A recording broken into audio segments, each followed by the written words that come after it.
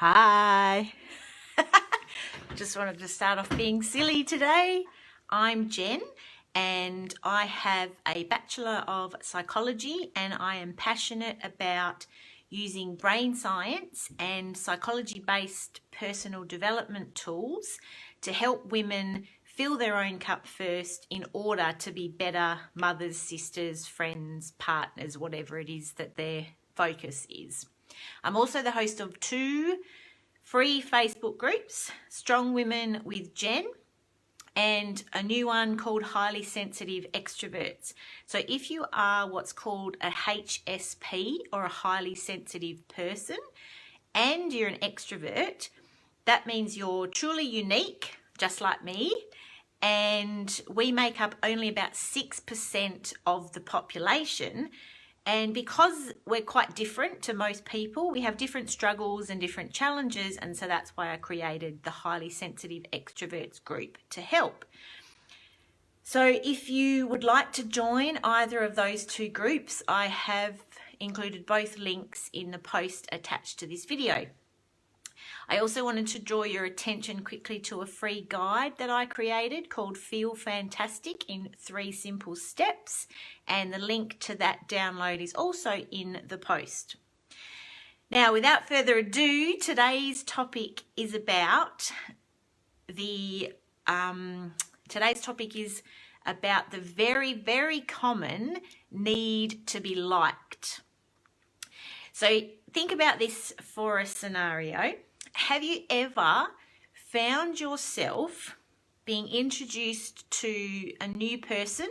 Could be the friend of a friend, and next minute, you're worried about what they are thinking, and then you alter your behaviour just slightly because you really want them to like you.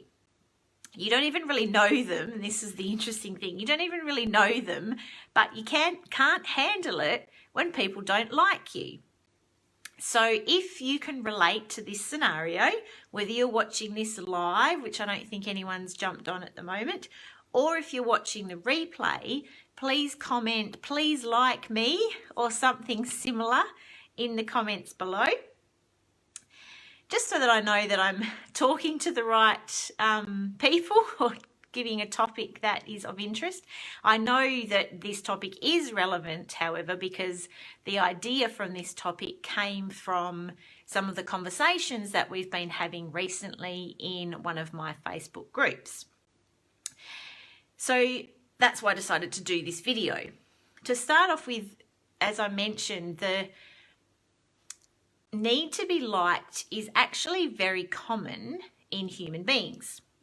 However, it is much stronger in some people, and it stems from a basic survival instinct and the need to basically not be kicked out of the tribe. If you think back to more primitive days and more primitive society, our brain is actually hardwired for survival. So it makes sense that this need is still around, because obviously it takes years and years for these sort of things to be evolved out of us, I suppose.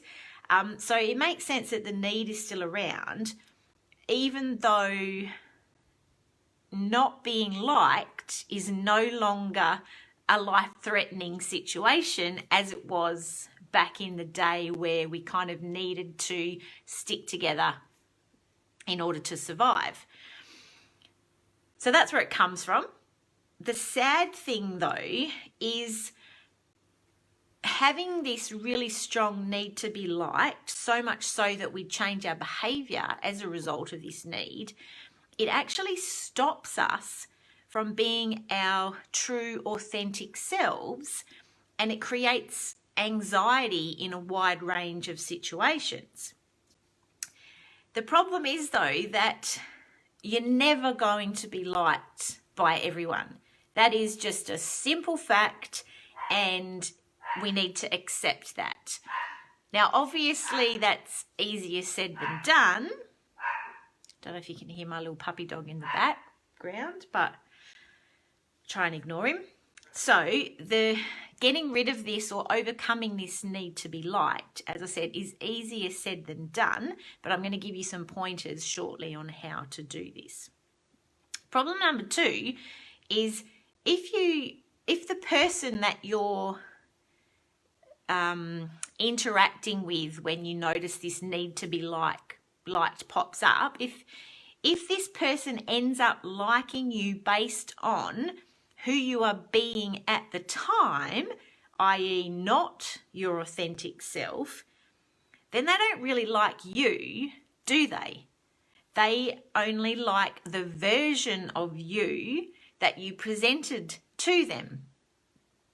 So really, what are we so concerned about?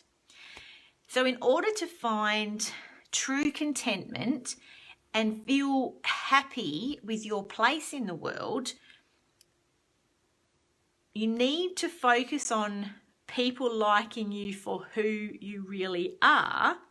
Otherwise, you end up with a whole range of other issues, including not being sure who your true friends are, worried about people seeing the real you, and a whole host of other issues as well. So what can we do instead? How can we start to overcome this need to be liked? First of all, is try and identify what your thoughts around not being liked, what they mean to you. So for example, your main thought process might be, well, if she doesn't like me, there must be something wrong with me. Now, this is an example of what we in psychology call cognitive distortions, because it's really not the case.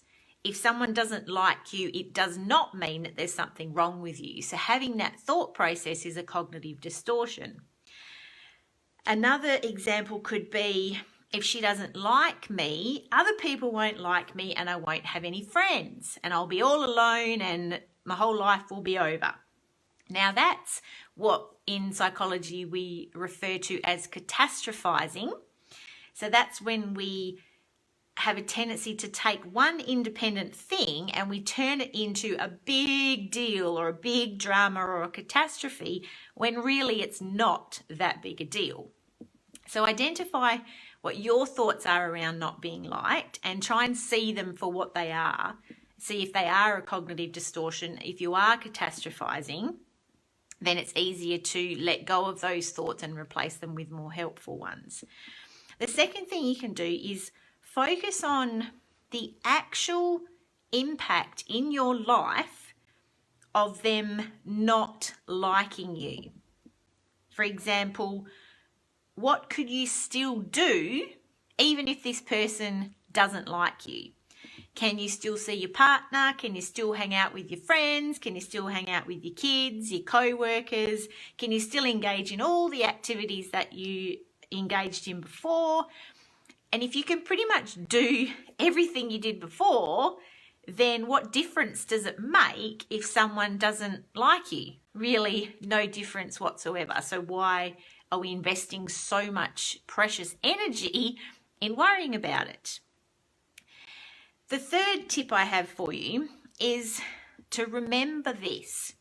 We don't have, and we never will have control over what other people think about us.